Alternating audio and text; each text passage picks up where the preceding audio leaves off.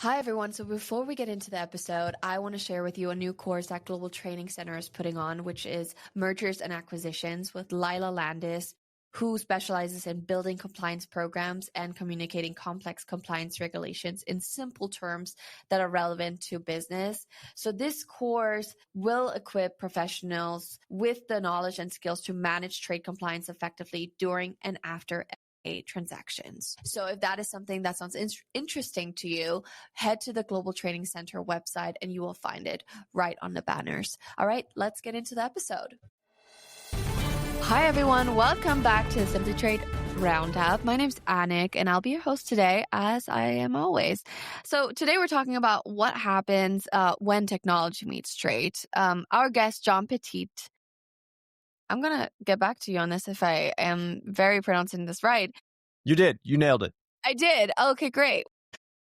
John comes from a world of tech, not customs or logistics, which kind of gives him a really great outside perspectives on things. And that's kind of what I want to get into in 2026 more. So I'm lucky to start on this in the month of December. Today is December 12th, just to date for you. I want to welcome my guest. Wait, I have to say, we recently had Hal on the podcast, which Hal, I would say he's your business partner, right? Yeah, he's co-founder of Trade Insight AI as well, and Paulo Reek too. So we'll get a little bit more into that. And before, I really want to welcome you. So thank you so much for coming on the show. We're so lucky to have you. Funny because Hal just did an episode with Lalo and Andy, and now you're here with me. So I'm grateful. Yeah, thank you. I think it'll be a lot of fun. So you didn't grow up in freight, customs, or compliance, obviously, and neither did I, which is fantastic. We're on the same level there. But I think a lot of listeners will relate to your first impression of this space. So I want to ask, when you came into trade, what kind of perspective did you have of it? What did you think of it? What were your first initial thoughts? And did you have any, thoughts of okay, I can make this space better. I can create something that'll help these people figure out their classification or documentation or whatever it is? Well, I ended up in it how I think probably most people ended up in it, which is by serendipity, right? Like Hal is one of the few people who was talking about growing up to get his broker's license, right? When he was a kid. Like nobody else does that. I don't know if there's a single other person on the planet who can say that about themselves. So I think everybody just kind of found themselves, hey, here's this opportunity, and then boom, you're there. And when I ask people, that's kind of the story, right? Most people say, oh, somebody offered me a job, I took it, and I still have a job. Okay, yeah, that's great.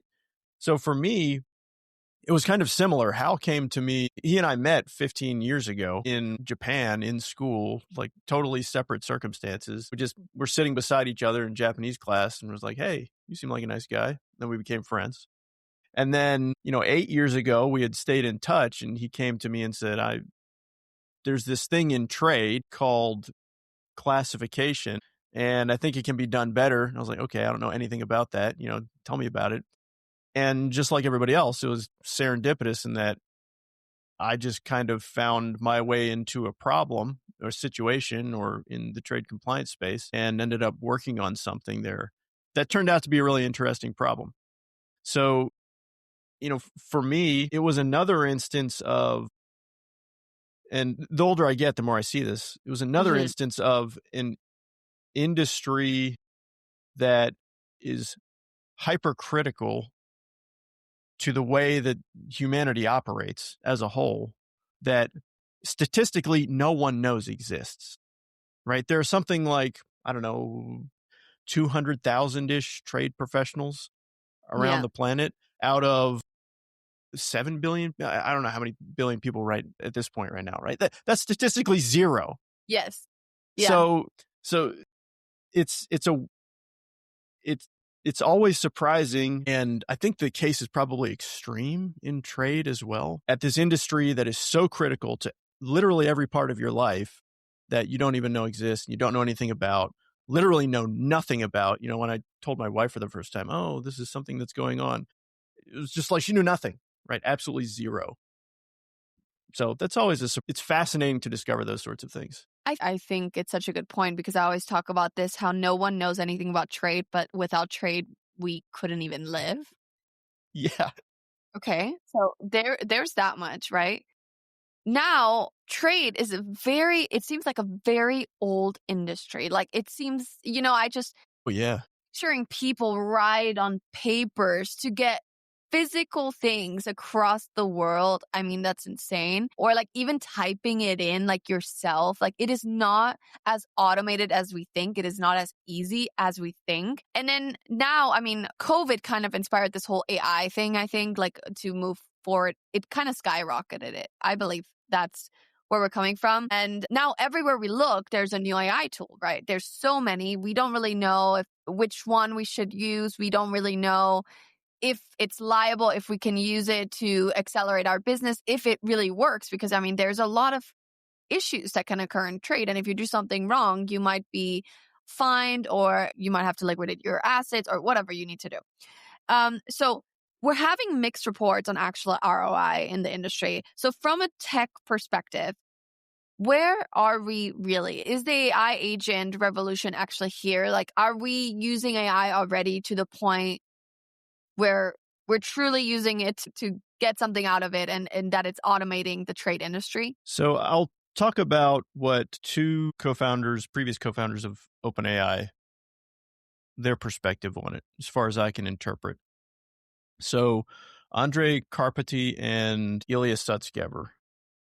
So Andrei recently said that, in his opinion, the concept of agents as it's being sold to the general populace is politely not right. They are not living up, and he doesn't think they can live up to what's being sold as their capabilities. Ilya, he left OpenAI to co-found essentially a research company. And as far as I can interpret what he said about that, he did it because he thinks that the current technology is basically where it's going to be. Yes, we can increase compute. Yes, we can, increase some scale. But in his view, that's not going to get us to like true AGI, or I think what people are being sold as agents, right? And so he created a new company to create brand new technology, discover brand new technology, because it's not discovered yet, that would get us there. So when you match that to some recent, I don't know if they're announcements or leaks. I honestly don't know if Microsoft had to tell its investors this, but Microsoft reduced its sales outlook for the AI side of the business for the next year. Wow. And essentially their sales team wasn't able to, they don't think they will be able to sell, their tools like Copilot, things like that, at the rate that they thought they would. At the same time, Gartner, I think a year ago-ish, had said something like marketing agencies, marketing teams, whatever, would get left behind if they didn't dramatically adopt, or adoption was going to be huge, something like that, right? And then a year later, now they basically reversed that and said, adoption isn't what they thought it was going to be. There are these issues, etc. So when we look at all that, it's pretty clear that there are issues with the way that things are being sold and perceived versus the reality of what adoption looks like on the ground to the people who actually have to implement things and use things. And that cognitive dissonance, right, is challenging for people, because you hear all these things, then you get a tool and you're like, okay, I'm not seeing the return. I'm not seeing, the actual use case for me. So then it begs the question of, what do you do, right? I'm a person swimming around in this chaos where I'm being told that AGI is around the corner and my job is going to be gone. And then at the same time, I look at, Microsoft sales results and it's telling me the opposite. But what am I supposed to do? Whether I'm an executive or a person on the ground inside one of these organizations, I'm confused. And I've received this question too from folks, like, what do you guys do? What do we do? So what should I do? My best, I hate to say it's advice, because nobody likes advice. Advice is kind of useless, right? So I can talk about what we do and what I think works. And it's focusing on a specific use case, a specific problem that needs to get solved. The more specific, the better. And then looking at how this specific type of AI tool called an LLM or whatever's built on top of it can solve that issue. And then see if it can really solve that issue. Internally, we use, just chat bots and whatnot. But then in terms of operations, we have built most of our internal tools rather than going out there to a SaaS provider or something, because we're focusing on very specific problems that we want to solve. And sometimes we try to apply it and it doesn't solve it. And so we can say, all right, you know what, this is not for us. This isn't going to work with this. And then there are other times where we apply it and it's like, boom, great. This tiny specific thing that took up a lot of time, it's solved, right? I suddenly get 3 hours of my week back, right? A good example of that would be our Currents newsletter, right? We leverage LLMs to go out there and help us build that newsletter. And it just worked great, right? It was fantastic. It was a very specific problem that we went in and we solved. And, it saved us 3 hours or more of time each week. And it was fantastic. So that's kind of how I kind of veered off there, but, I get that question a lot. So I like what you said. And it answers a good question of mine as well. I think possibly our listeners too, is that everyone always tries to make it seem like AI will fix your entire life, will fix your entire company. And I think that's where people get scared. And that's where people focus on, is that when I use AI, we're good. And it's the same with job replacement. When we use AI, I won't be needed anymore. But that's not essentially what AI is. And I think that's what you're kind of trying to explain, is that AI will solve something for you, like a small thing, which could be a big thing after all. But it's the focus of AI that you can implement it into something that you're doing, right? You still need the people. You still, maybe, okay, I'm not, it could replace someone. It could, right? Technically. But it also needs to be operated. So it needs someone else to operate and make sure that it's running correctly. So someone needs to understand an AI, which ultimately opens a job opening. I'm kind of comparing this to my personal life, because I do use AI a lot in my personal life. It's kind of like, not necessarily, it doesn't replace therapy, I wouldn't say, but it does. I do ask it some questions, which I would probably ask a therapist as well.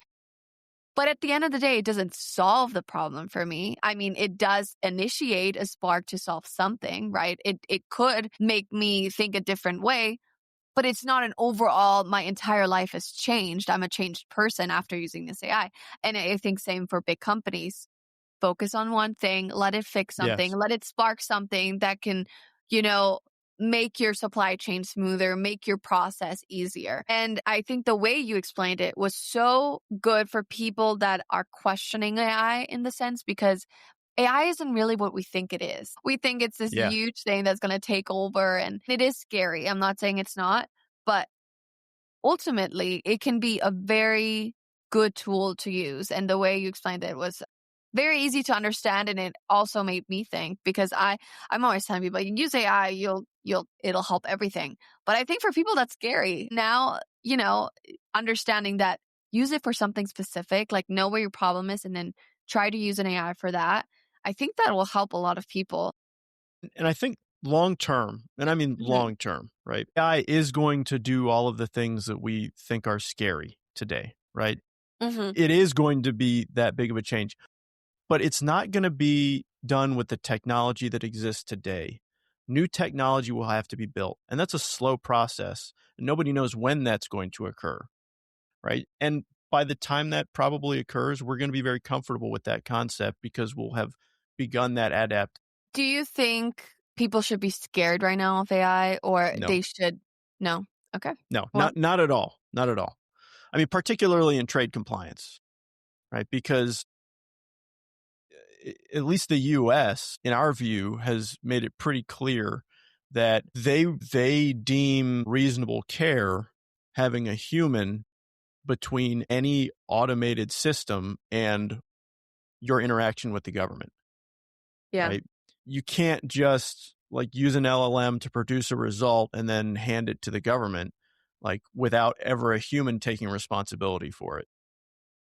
So I think compliance is even more insulated from that type of issue than other industries. And I even think other industries are pretty well insulated from that issue, right? There have been some people may have heard like, oh, there were mass layoffs and the executive team said it was because of AI efficiencies. I'm honestly extremely skeptical of that because it's much better for a stock price if the executive team says we're laying off people because we're using AI to become so efficient, instead of saying we're laying off people because we made some bad business decisions or sales outlooks don't look like they thought they would, right? So there's an incentive to not tell the truth there. And when there's an incentive to not tell the truth, you kind of should be skeptical of it, especially when it doesn't match with what you see on the ground. And what I see on the ground is we're not using agents to replace people, right? Realistically. So And 2026 is coming. This is a more personal question because you obviously stepped into the trade world, right? And creating a tool that'll help classify. What areas in this world, if you were to use AI, to create something, what industry would you step into? What do you think? Where do we think in this world we need help automating? Well, definitely trade compliance. I can tell you that. Okay, yes. And trade compliance is actually, so when I sat back and, Hal came to me, like, all right, it's a good problem. LLMs came to be a thing and we looked at it and said, this is the perfect application. And then we sat back and we kind of looked at, just the industries as a whole. There are two areas that, in terms of LLMs, because there are different types of AI technologies. That's one thing that's, I think, very useful to understand, but people communicate that really poorly to the general populace. People just use the term AI. But there are LLMs, which are large language models. Then there are what used to be called large behavioral models, which are about having actions as output instead of words. And those are more now becoming things called world models, where you can imagine that they're mostly what's going to be going into things like robots, right? Where it's about a robot and it perceives camera data, sensor data from its fingers, things like that. And then that results in some sort of action output, like it moves its hand over here, or moves its other hand over here, takes a step, etc. Same thing with self-driving cars, right? They'll operate the same way. So if we talk about large language models, not world models, or there are probably some that people are researching that I don't even know of. Large language models are really good at text. That's what they are, right? Yeah. They're language. And so when we sat back and we thought, what's the right application of a neural network that's really good with text? There are some industries that probably come to mind to people listening to this, right? Law is one of them. Law is all text. Right? That's very true. Code is all text. That's why it's so good at writing code. That's why we use it to write code. Everybody uses it to write code. Yeah. Trade compliance is kind of an extension of law. All text. It's all text. Yeah. Right. So it's really good at that type of work. So, I kind of jokingly said, like, trade compliance is a great application of this, but it really is. And other text-based work is really good application of it too. So marketing is a lot of text-based work. So if you want to generalize, anything that is heavily text is going to benefit from it more than other spaces. Video, to be perfectly honest, I'm skeptical of video like Sora and those sorts of video generation systems. Image, I think is okay. Music, video, like all those things, I kind of hate. I mean, I hate it. It's not I just like people hate AI. It's like I hate music AI. Oh my God, because I relate to it. Doesn't work. I don't think it works because it's a personal thing. People that don't care really about music and just want to listen to music, fine. But if you truly care about music and the artist, I think it'll never work because you can't connect to an AI the way you do to a person. That's really interesting that you say that, because there are a number of folks who've made hypotheses out there that say art is not going to, this isn't necessarily my complete opinion on this, but what they say is art is never going to be replaced by AI because art is actually an extension of like the human reproductive portion of the brain, right? Art is representative of another human being who has a really unique and super skill that our brains look for as like, wow, that's a really great person to produce more humans with, right? You're not even thinking about that. But, their hypothesis is that if there's not a human behind it, that part of your brain doesn't flick on and say, that's a special human being. There should be more human beings like that person, right? Yeah. There's definitely something to that. Is that the only mechanism? I don't know. But when you say there's not another person over there that I can relate to, that my brain attaches itself to somehow, emotionally or in some other social way, and without that, I'm not going to be interested in it. That is very much in line with what I've heard some other folks saying is the reason that they don't think AI art is really going to like take over. I mean, it might be, that I'm scrolling through TikTok and I hear a song and I'm like, oh, that's a good song, and it gets catchy and I kind of sing it throughout the day. And then someone will tell me, oh, that's AI. That's not going to, I could never listen to it. Whatever. It was stuck in my head. Fine. But if it truly means of like listening to music and wanting to go to a concert, and I'm not really a concert person, AI is never going to make me do that. Yeah. I'm also a huge Swiftie, and I think she's the epitome of personalizing herself and connecting with her fans and presenting, who people look up to her. And I think that's impossible for an AI to create. Yeah. Like that personalization. Of course, I mean, it could be a great song and people could like it. I just don't think it's going to be a hit. Also, I'm like, okay, let's make AI something useful. I think that's where people, we as people can thrive in art, because people are artists. Some people have that gift. And AI has the gift to help out industries and to make things easier. I don't think the art industry needs things to be easier or to be changed or to be replaced. But that's my opinion. I think that probably the most useful application of what we would consider art is going to be for small teams, small businesses who need to produce that kind of stuff and don't have the budget. Yeah, right? No, that's different, right? Exactly. Yeah. That is a different situation. It's a different application. Yes. Exactly. Advertising. That's right. That's We're trying to bamboozle people anyway, so might as well do it with something like an AI. I think that's a great use of work. Yeah, exactly. So, looping back around, hopefully it's maybe more clear in people's minds that there are different types of AI. And so when people talk about AI, if they say AI in general, your first question should be, okay, which one are we talking about? Great. Right? Yeah, that's great. I like that. No, I'm truly thankful for our discussion, because I think you made it clear for even me on how to describe AI to other people, because I use AI a lot and I talk to people a lot about AI, just, like you or trade people that use it or are skeptical or whatever. And in my personal life, we use AI to ask random questions like, oh, what should I do about this situation? Or I'm trying to make this. How do I make it? Just like, very silly questions. Honestly, also probably not what an AI is for, but it's like Google. I mean, we would Google it anyways. AI gives us a better description, so it's a little easier, but definitely not what AI, I think, is intended to do. I think AI is much bigger than our personal problems, but I think the way you described it is a great way to create it forward, with people that are skeptical, people that are scared, people that don't use it because I don't know, they just don't want to. I don't know why people would not use it. That's crazy to me at this point, but you made it very understandable, the whole AI, industry in itself. So I'm so thankful for that.